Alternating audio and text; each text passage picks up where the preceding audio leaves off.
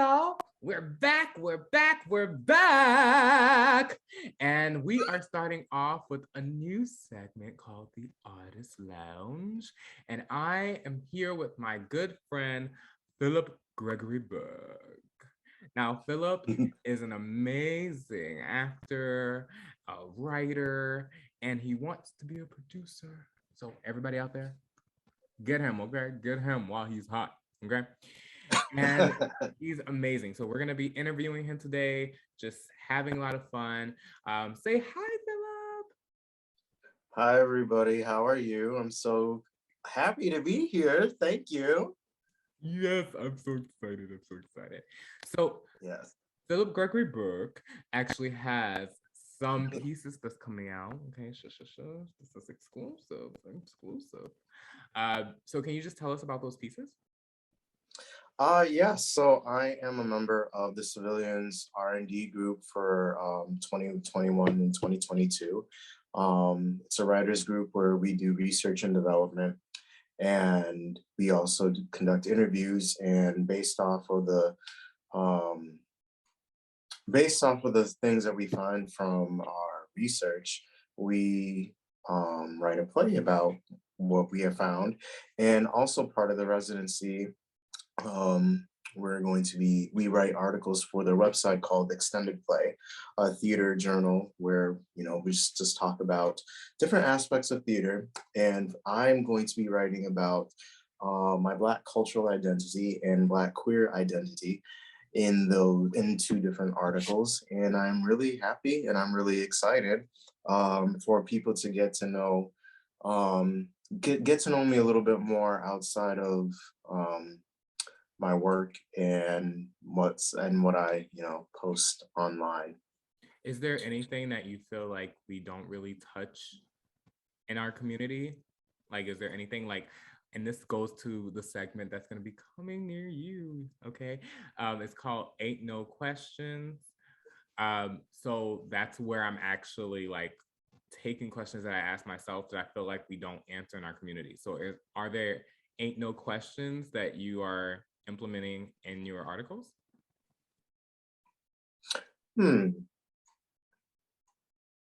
Oh, I gotta think about that. Oh God. We'll loop back around. Oh, I gotta think about that. Yeah, you gotta let me think about that. Okay, that was a good one. But let's not let it get to his head. No, never. Thinking he's Ida B. Wells over here. We don't want him to be getting a swelled up head. So we're gonna circle back around to that question. But for right now, can you give us like a little insight about your play? Like, what's the title? What's it about? If you can, if not, it's okay. We just want a little sneak peek. It's called The Suncatchers of Sahel. It's part 1 and part 2 of a medieval epic West African saga that deals with queer young men doing the best that they can to stop the transatlantic slave trade happening on their soil. And I have been developing it for a while. If the pandemic didn't happen, I really wouldn't have had the time to sit down and actually write it, because it was an idea that I had, way before Rona was even created in the air. And it literally started from an idea that I had. I was just staring at my blank page on the screen, and then I had an idea for 3 characters, and then that just blossomed into a 3-hour epic for part 1, and I'm writing part 2 now, which I will be presenting with the Civilians in June, sometime at the end of June. What I like about it, what I love about it, it's diverse in ways that we may not expect.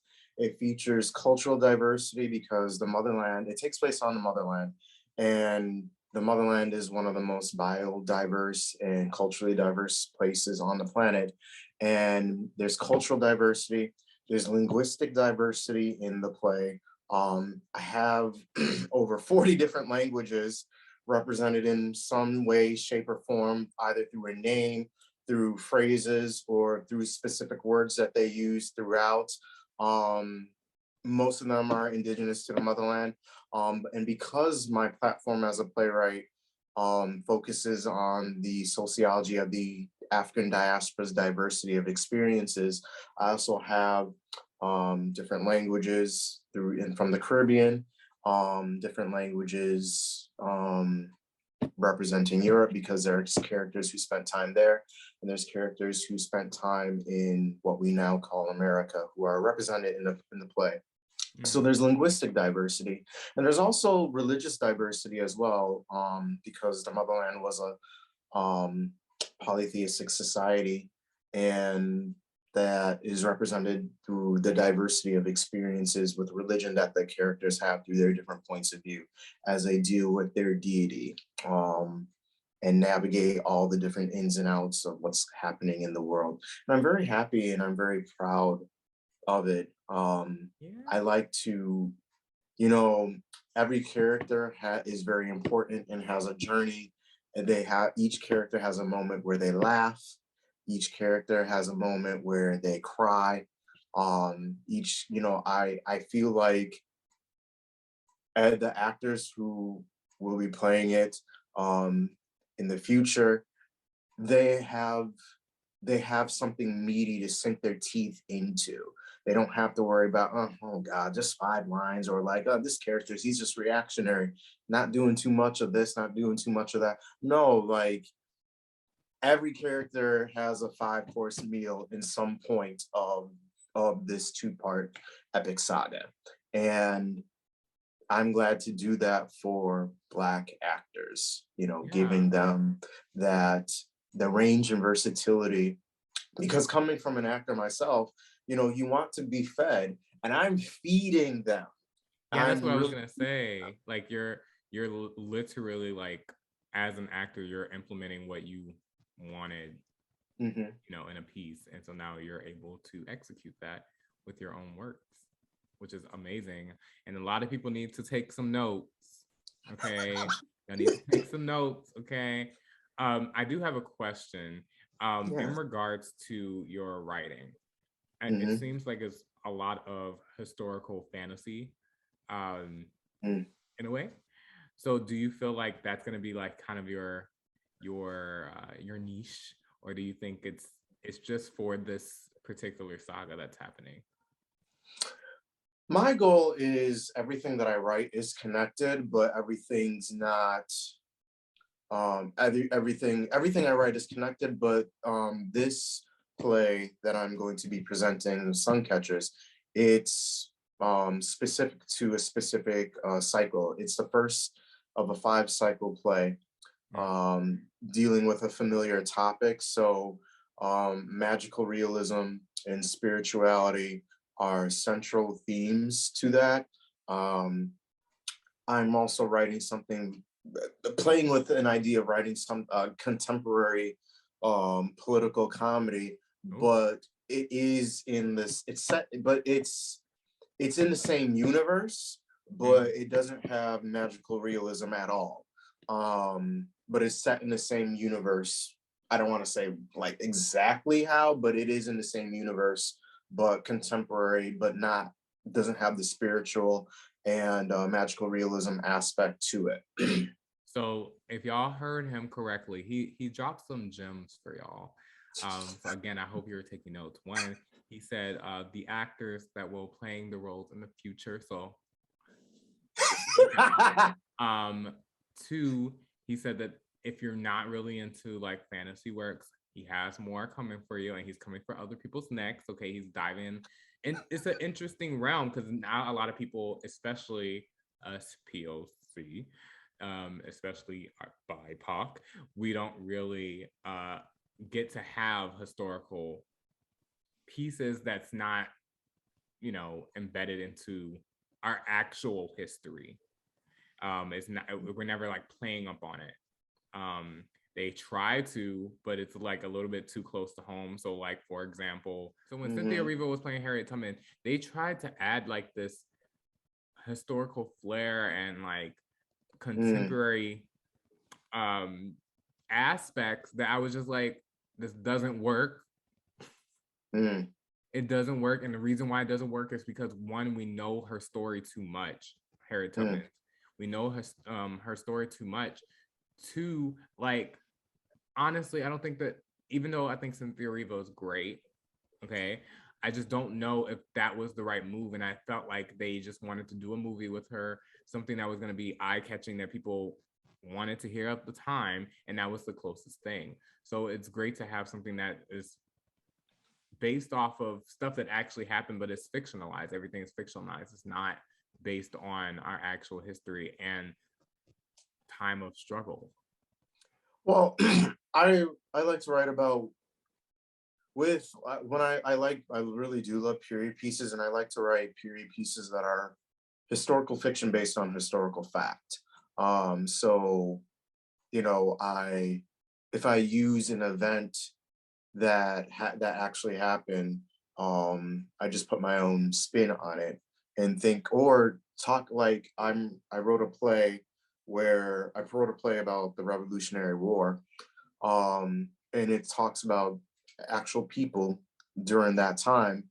But I think what was missing from a lot of the history that I learned growing up about the Revolutionary War was Black women's perspective about it. So I wrote a play that deals with Black women's perspective about about what was going on during that time. So, and those accounts did exist. We just don't have those. We just don't have the documentation of it. But just because we don't have possess the documentation of it, that doesn't mean that it actually didn't occur. Conversations were happening all the time, and we just weren't privy to it. So me, as a living descendant of all that, I feel it's my job to honor the ancestors and think, what would their points of view would be regarding this topic or this famous person, or were they for it? Were they against it? Where were the contradictions that laid within them on that given topic? Who were they in conversation with that felt similar, that felt different about that, what was going on historically? So that's what draws me into period pieces, and that's what draws me into writing about sun catchers. So, because it's more than the historical things that are going on, it's about the interpersonal relationships. It's the political intrigue, right, the familial drama, the relationships that are crumbling, the relationships that are ascending.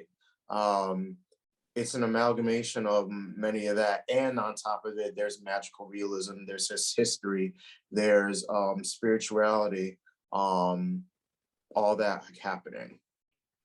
Okay. Now I have another question for you. Are you ready? Okay, yes.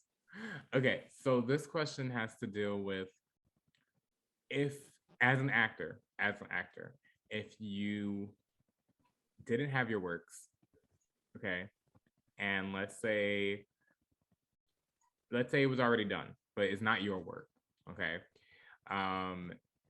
what other type of pieces would you want to be in? Like, what do you see next for playwrights, or what stuff that you want to actually do? I love period pieces, you know, like, I mean, it depends on the narrative of the period piece, because I just don't want to be in any period piece. But like, I love things like, I love things like Boardwalk Empire, you know, I love things like, like I can't think of things, but like I would love to do period pieces where what was an African doing during the Renaissance? Because, you know, I read up on that, and or like composer or African classical composer during the time of Mozart. That's an actual story that I know somebody is making. I think that's so interesting because I never knew about that until I grew up. Um, and where do I think writing is headed? I feel like we are in a golden age of innovation with with creatives. I'm in a few different writers groups, and the work that I'm seeing there is so good. Is so good. And I don't say that about everything, but like the work is really, I'm so impressed with the work. It's diverse in thought. It's not just diverse for diversity's sake. It's diverse in race, class, gender, sexuality. It's talking about topics that we don't necessarily see presented on any platforms, and it's centering people who have been marginalized for so long. And it's really exciting and it's motivating. And while you're being entertained, you're also given a lesson that's not like hitting you over the head with it, but it makes you want to sit on the edge of your seat and say like, wow. It makes you, for me, what I'm witnessing in these different writers groups that I'm a part of and in different work that I'm seeing being developed, it makes me want to, as I'm sitting on my seat, it makes me want to go home and Google this information so I can be fed through some more additional knowledge. I think there's so many great works out there, and I just wish that we had all the budgets to produce that and make that come to life. And because it's just, I'm so very encouraged by this work that I'm seeing. Yeah, I mean, especially how the world is right now, especially in New York, especially on Broadway, right? A lot of the money that's being, pulled in is stuff that already has been produced or that was starting to produce right before the pandemic. But like you said, you're having, a reading sometime in June.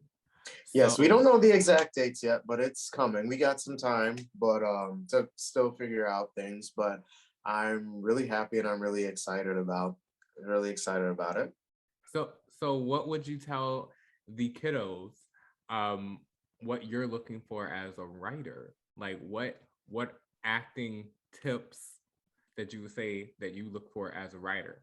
Because we all know that a lot of writers don't necessarily get to have input, but at the same time, you kind of embed it in your writing and you know what's right and what's not right. So can you just give us a little tidbit on what you look for as an actor / writer? What do I look for when writing? Well, when you're watching somebody do your work, like well, somebody's auditioning and you're like, okay, are you like, I'm just here watching, or you're like, I have these things I'm looking for and that's how I know they're my person? I want to be surprised, I want to be like, go in and make big, bold choices. I want to be surprised.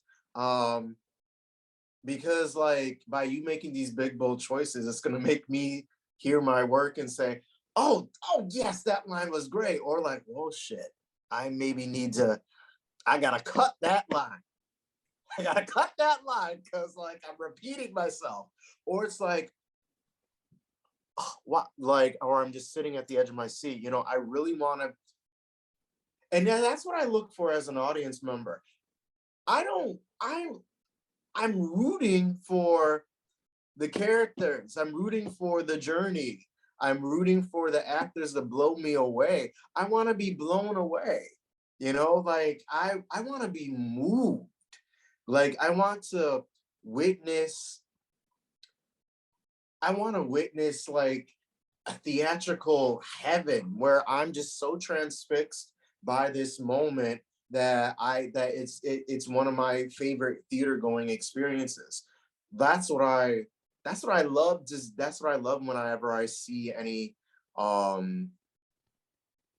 acting work or any writing, or because I'm that person in the audience that I'm like, oh yeah, oh, So he's the noisemaker, yes. y'all. He's the noisemaker, as you can hear.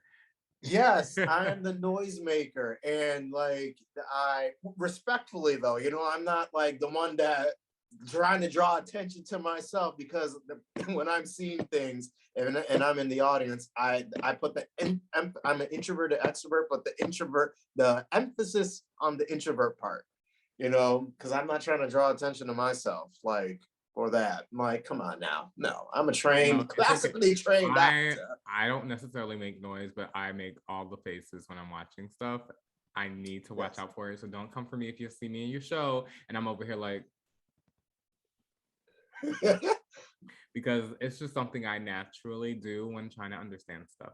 Sometimes I make that face because I'm trying to figure out what the character is doing. It's like, yes. I'm like, girl, what are you doing? Yes. Don't talk to him. Or like, boy, run, no, girl. don't go through that door. You in danger, girl. Like literally, that's yes. what I'm thinking. Okay, so now reverse this question. So when you're an actor, okay, and you're going into a room, especially let's say a new work or like for a new piece, like what do you do in order to book that gig? Like what is something that you tell yourself before going in and then while you're in the room? I just speak affirmations over myself, and I believe in the power of creating something out of nothing, and how to just, you gotta have some level, you have to have a strong sense of self to just walk into any room and say, and have it communicated that, I did my part. I worked hard on these lines. I am off book. I made choices. I'm confident in my choices, but I'm open to collaboration, and I'm open to being directed. I'm not, so you can't walk in so set on these choices where you're not open to collaboration, because theater's collaborated, and our industry as a whole is collaborative. And they want to see that, they want to see if you're directable and if you're personable and approachable, because it's like auditions, it's not just like, hi, my name is Phillip Burke, I'm here to the sides. It's also like, who are you as a person? Because people want to work with the person in addition to the talent, so just walk in there and be ready to collaborate, especially if it's a new work, because they're gonna need that help to make that play the best draft that it can be in this version that it's being presented in, whether it's a workshop, whether it's a reading, whether it's production. They're gonna need that best draft. So how can you be open? How can you help aid in that as a writer, speaking about your character's journey, and bringing the sense of curiosity to the table? When I'm in different writers groups as a writer, I think what helps me give feedback is my idea of curiosity. Like, I'm curious about the relationship between these two characters. They did this, they did that, XYZ, blah, blah, blah. Or just that sense of curiosity and that sense of play. Like, I think that helps serve the work as a whole, because we're here in service of the work.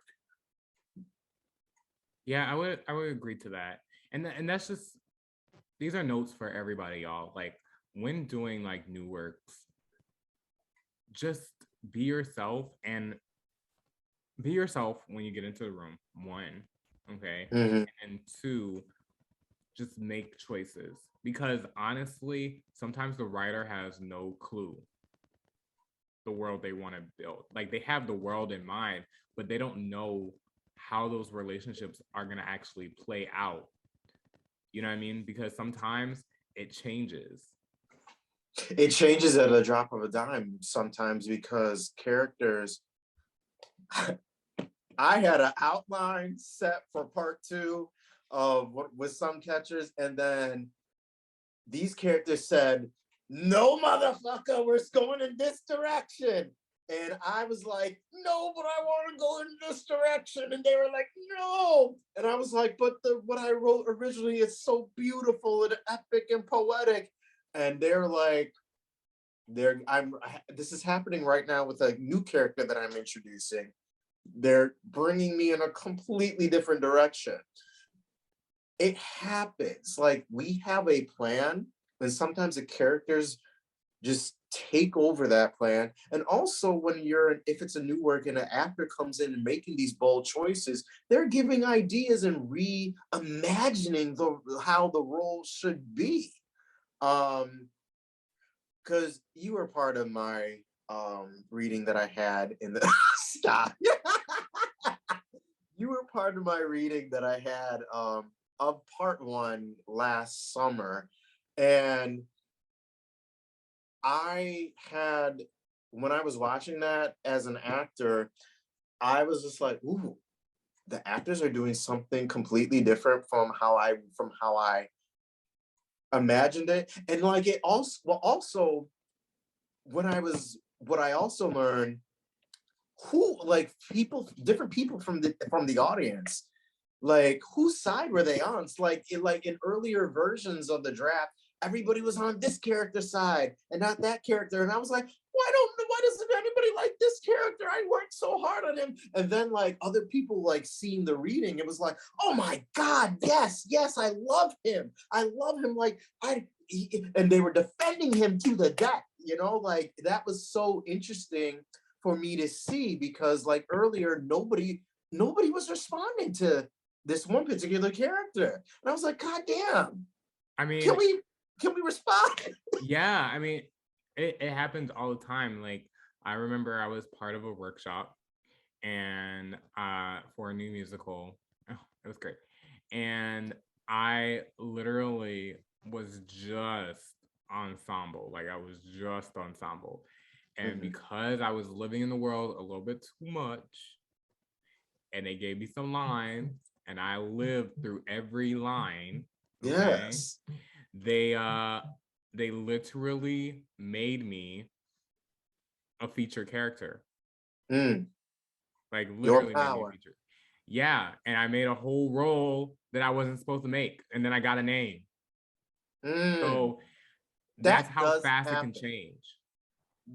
That does happen, because, like, sometimes playwrights aren't sure about a certain character, but they'll bring an actor in because they know that the actor is so good that they'll bring them in to give them ideas for this character that they don't know where to go.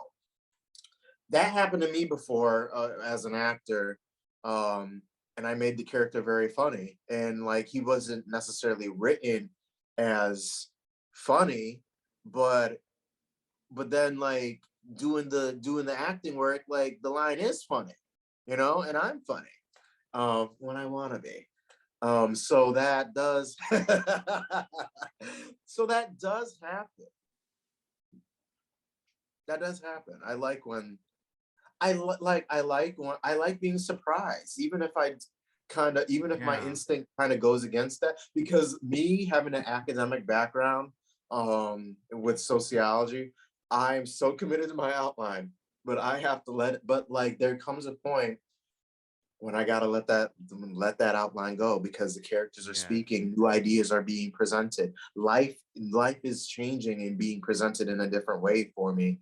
And also, as an actor, you have to let things go as well, because you do all the research, you do all your preparation, and then you gotta put that aside, knowing that it's in you, and still be organic from moment to moment to moment when you're doing it in front of the camera multiple times in different takes, in different setups, or doing it different every night. You still have to remain. You have to remain. It's so interesting, this industry. Like, you have to remain.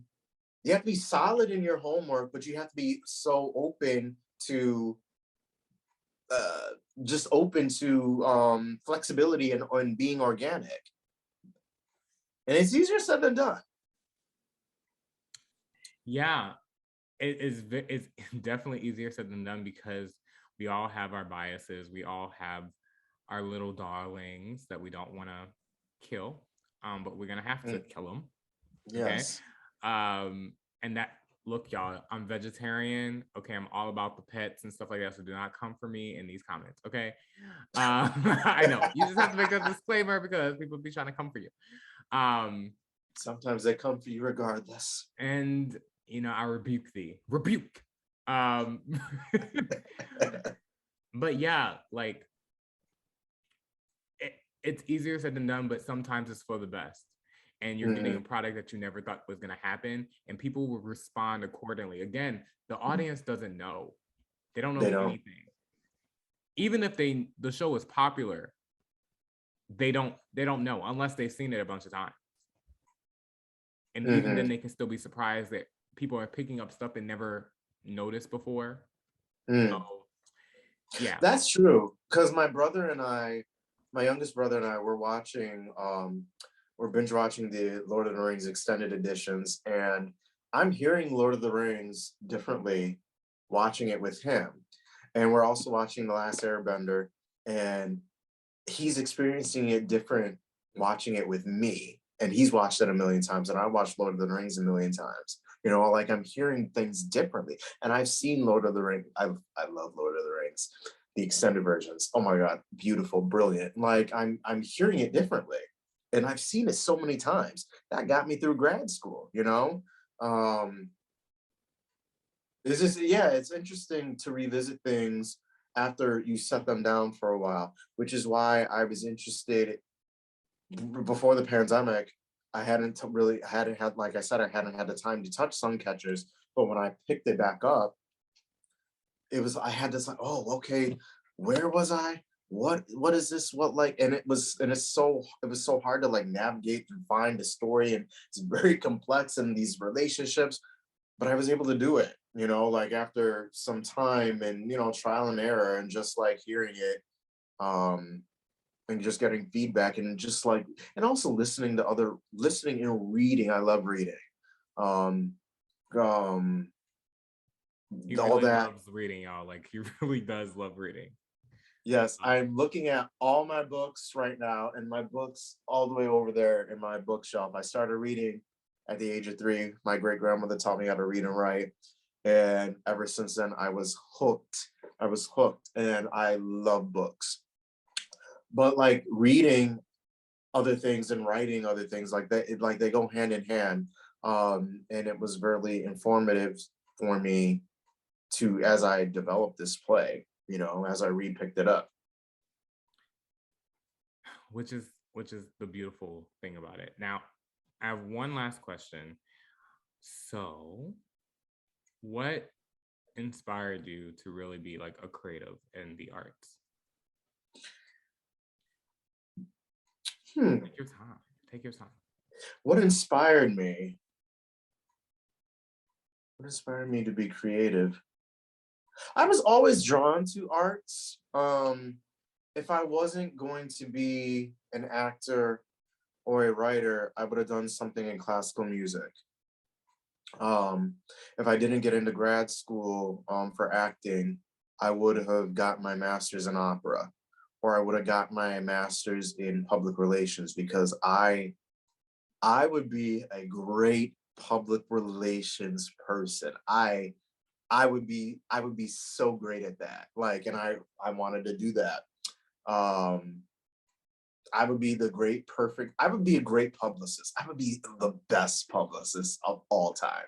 I really would. You know, I know how to frame things. I know how to, you know, write narratives that on how to advance and advocate for others. And leaving myself out of the narrative. So I would have done something like that. And growing up, I played a lot of different instruments, and I was interested in conducting and interested in composing classical music. But what drew me to acting was I had to use my whole body. You know, like I had to use every single aspect about me, from the top of my head, literally, to the soles of my feet. And in doing all the other things, you're kind of behind something. You're behind an instrument, even though you can be arguably one with an instrument. I used to write. I wanted to do print journalism as well. But you know, and then when you do write something like that is your idea, but it's not it, but they don't see you, and they don't necessarily your writing embodies like an idea, but like when you're on stage or when you're in front of the camera, you are embodying the ideas of so many different people who made this product, and it's represented through you. And that was a way for me to like come out of my shell and like actually be bold in ways that I wasn't always able to express the boldness of that acting requires. So I would have found some way. I would have been creative in some way. But you know, I think writing always spoke to me. I remember my great grandmother. I came home from first grade, and she was waiting for me at the front door, and she said, "Go upstairs. I have something for you." And then I went upstairs, and on the bed there was a yellow notebook from CVS. It was 70 cents. And I would write all my thoughts and ideas and beliefs and whatever I believed in at the 7 years old in that yellow notebook. That was my notebook. I wrote. I would see TV shows and I would give my versions of that if I didn't like how it ended. You know, I was always drawn to create in some capacity, in some way, some shape or form. But acting, at the end of the day, acting was the least thing that I had the least of the performing arts that I was exposed to, that I had experience with. And I learned that I could do other things in the arts without having to major in them. I don't have a degree in writing. I only took 2 playwriting classes in my entire career. 2 in undergrad, and I didn't take any in grad school. But my thesis explored the relationships between writers and actors, and I wrote a one-person show. So I never took. I only took 2 playwriting classes. I don't have an MFA. I have a master's in acting, but I don't have an MFA in playwriting. So it's, you know, like I'm kind of entering it from a different angle and a different perspective. But I've always written, and I always loved English. Was my favorite class. Journalism, all the art stuff were my favorite. So, and he's with the civilians, y'all. So that goes to show that you don't have to have a degree in that particular thing in order to be successful. I just want to put that out there.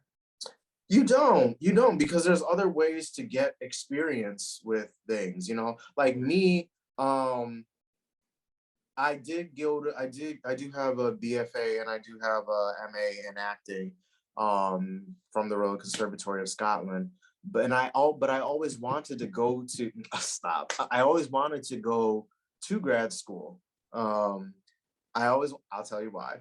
I wanted to go to grad school because when I was 14 years old, I got $100 for my birthday. And then I went to the bookstore and I got a film encyclopedia. And I was reading that film encyclopedia, and in the end, it's starting from A to Z. Yeah. And I was reading the names, and then I came to Angela Bassett's name, and I saw that she got her master's in acting, and I never knew that people got masters in acting. Really? I was like, wow, I never knew that. I was 14. So ever since I read about her biography there, and then read a little bit more about her story, and then that inspired me to want to go to grad school, and I did go to grad school. So I always wanted to do that as an actor. But even if I didn't, I still would have found a way, I think, to be an actor. There's plenty of people who are great who don't have any formal training. I took my first acting class when I was 18 at an undergrad. You know, I never took it as, I didn't take acting classes as a child. I did plays, I didn't take classes. So yeah, everybody's journey is different. You know, there's not one set of, you must be this, you must do this. You know, people like to say that there is, but my journey is similar, but it's different. It's not like it's not a linear path to, okay, this is what you got to do. And even if you do go down that path, it's going to be a little squiggly because you know how life just lives. And especially like, I wouldn't say the last, it's been about like 10 years, especially in theater.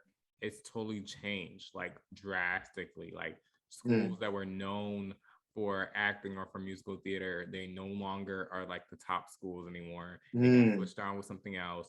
Their curriculum, they still are trying to figure out what the curriculum is. It's the same thing with everybody trying to deal with life. Also, you know, the pandemic did not necessarily help in that aspect. Oh, the pandemic didn't help in any way, shape, or form with so many things. Yeah, especially entertainment, because it added another layer that we weren't ready for just yet. I think the film industry kind of got it together faster than anything else, but like, oh, man. Yeah, they didn't have to depend on audiences like theater does, you know? So like they were, you know, they have the advantages of using using a closed set if needed. Right. You know, not everybody needs to be on a scene, you know? Yeah.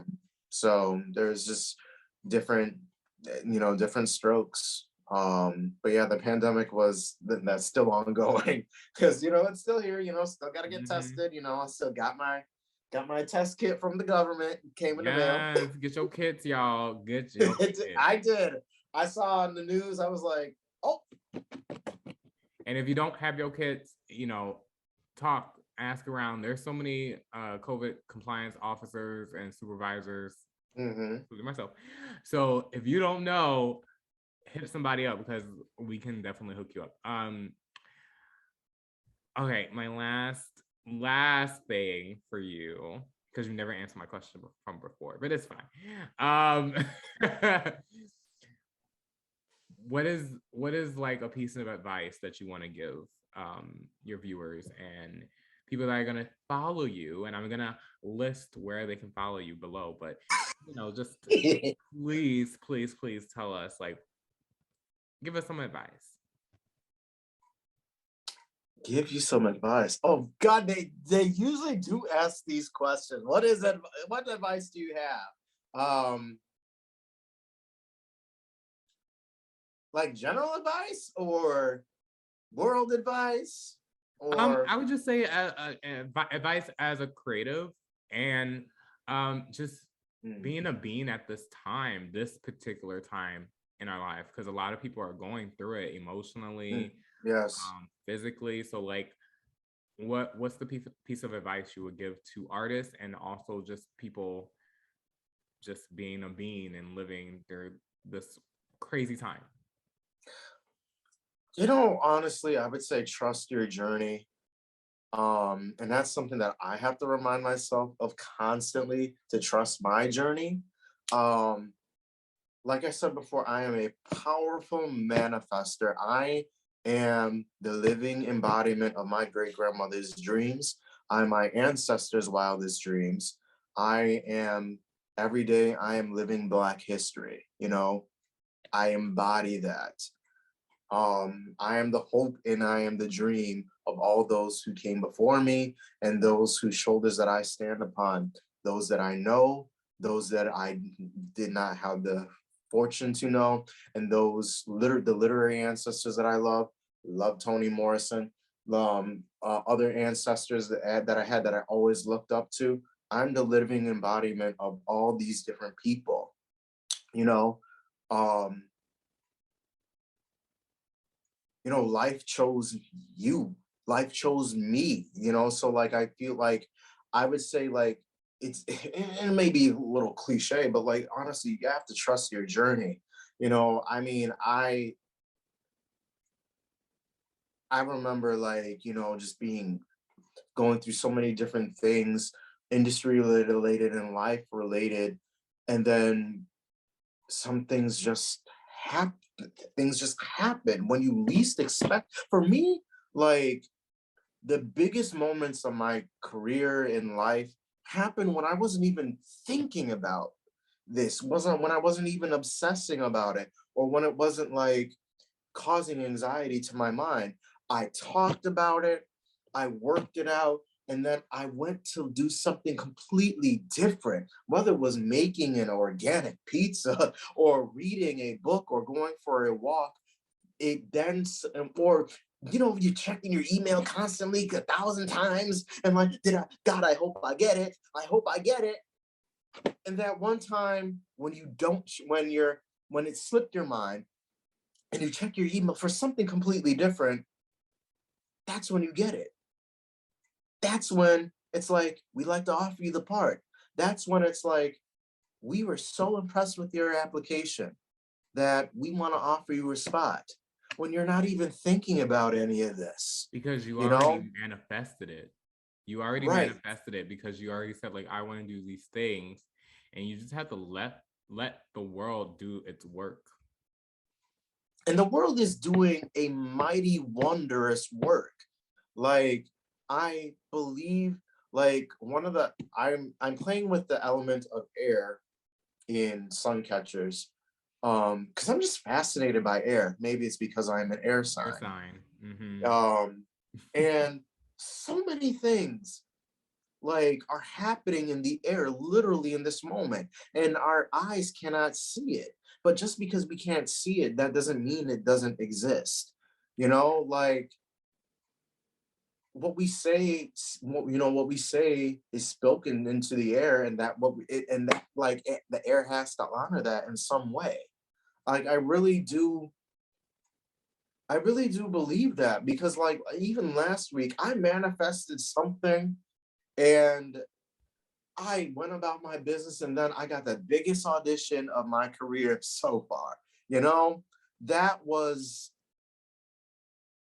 I was, and like I was just humbled at the fact that that happened. So trust your journey. And I'm not, that's advice that I'm taking to myself when I'm not feeling the greatest. It's advice that I literally have to remind myself of all the time. And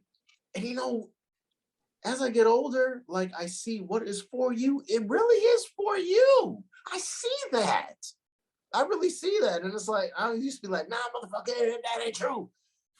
Well, like But it's true. The world just has, it is. everything works together, just like with the industry. We all have to work together in order to make what we want to happen. It's going to be slower than what we want it to be. That's a fact, but it's going to happen. So if y'all are struggling out there, or y'all going through a bad time, listen to what Phillip Gregory Burke is saying and literally just like relax. You already manifested what you want. And if you keep going for it, even if you get derailed in some type of way, it will come back. It will come back. You just have to be ready for it. And a lot of people, they just give up. And when you give up like that, that's where, of course, stuff is not going to work out your way. But if you keep going for it and keep striving, it's going to work. My life turned out so differently from my plan that I had as a teenager. I had the best plan as an actor. You know, it was the best plan ever. But you, 16-year-old me's dreams, they did not come true. But it came true in ways that I couldn't even dream. You know, something happened to me that I haven't spoken too much. Like, I remember a couple years ago, I was so broke and I needed money, and money just wasn't coming in from, you know, these side jobs that they want you to devote your whole availability to. It wasn't coming in. So I was an extra in this in a commercial that was looking for, you know, they were looking for actors.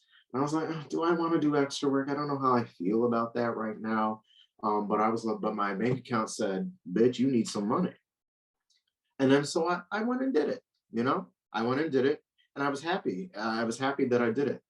And so comes time for me to do my reaction shots. I was playing a character who was in one of the many young men on a series of dates with a young woman, and I think I was like third, fourth, or fifth.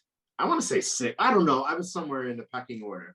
They gave everybody's reaction shots. And come time with me, the actress was saying her lines, but the camera was having my reaction shots. And I kid you not, I was just reacting to what she was saying to me. And the director, when the take was done, said, "How would you say this? Say this, say this, say this." He gave me lines based off of my reaction shots. And what was I saying earlier? Just do what you do and it will come to you, okay? And I wasn't expecting that. Like, and this was an NFL commercial that millions of people saw. And my pay went up, was upgraded because I spoke. And then they used me more for different reaction shots. And they said, "We were very happy and pleased with your performance." And that all just happened because I, as a trained actor, so yes, I was an extra, but like, without extras, you're not going to be able to fulfill the vision of that you've seen on screen. You need that. And me being a trained actor, giving this character a full characterization and reacting honestly from her, that gave me lines. That gave me, my commercial agent saw that in real time. I had a meeting, and then we've been working together. Like, what if I didn't want to do that because like I was snubbing my nose up at extra work, you know, because I was gonna turn it down, you know. It just I goes was to gonna show that work is work, you know. And it was work, and it was honorable work, and it was good work, and like it paid the bills, you know. And then the pay increase clearly paid the bills too. But like, honestly, like, that's just, it's not luck meeting opportunity. That was just like an actor prepares, and an actor did his job. Because some people, they get reaction shots and their portions did not make it. Yeah. You know, I don't know whether it was because they're like, "Oh, this extra work on whatever." I don't know whatever the reason was, but like me, I took that job seriously. Yeah, I took it seriously, and I was rewarded for that in ways that I couldn't even have imagined.